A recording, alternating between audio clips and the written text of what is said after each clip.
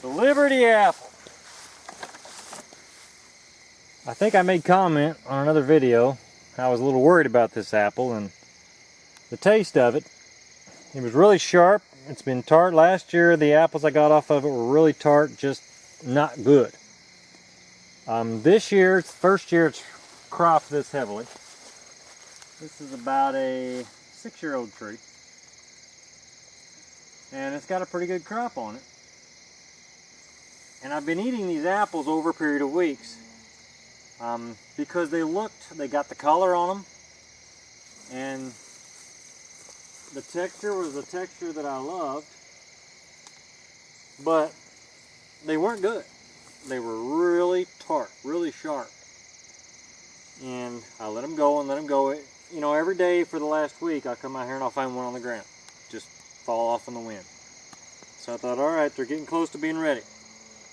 I didn't eat one yesterday. I ate one today. Pulled it off the tree and ate it. And it's fantastic. The Liberty is finally what I was hoping for and expecting in this apple. Now, Luke, videographer, if you can zoom in on this apple. This is the case where I live in southern Indiana.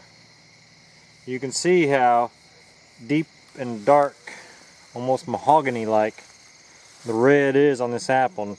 And for me here, I'm thinking that means it's ripe. These apples have really gotten dark in the last 10 days. Shiny. See a glare on it. Yeah, they polish up nice. Beautiful apples. They are crisp, still have the great texture. They have now got the sweet with just a hint of the tart. And I will definitely be planting more of the Liberty apple now. I've left room for them, hoping they would come through. Why did I want them to come through? Because it's such an easy apple to grow. I have shown some of the other trees that were suffering from cedar apple rust and scab. And you don't see that on the Liberty tree. Completely unfazed by the disease. Now, of course, the apples are susceptible to insects, and we spray them for that. But the tree itself gets a little bit of fire blight. Matter of fact, Luke, come here. Right here, you can see a little bit of fire blight. Now, I'll have to deal with that this year over the winter. But whereas other trees were nearly destroyed with fire blight, that's about all you're going to find on this tree. It bears heavy crops. I thinned it aggressively this spring. I'm happy as can be with the Liberty. I was hoping I could say that. Now I can say it. I am happy with the Liberty apple. So, Luke is a taste tester. I call that one. We're going to buff it up here.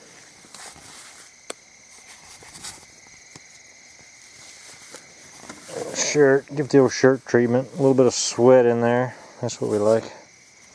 Look at that apple. Beautiful. With a tree that can produce a leaf that looks nearly perfect. Look, I just said that. I have no idea what that is, by the way. All right, Luke. Take a bite. Be honest.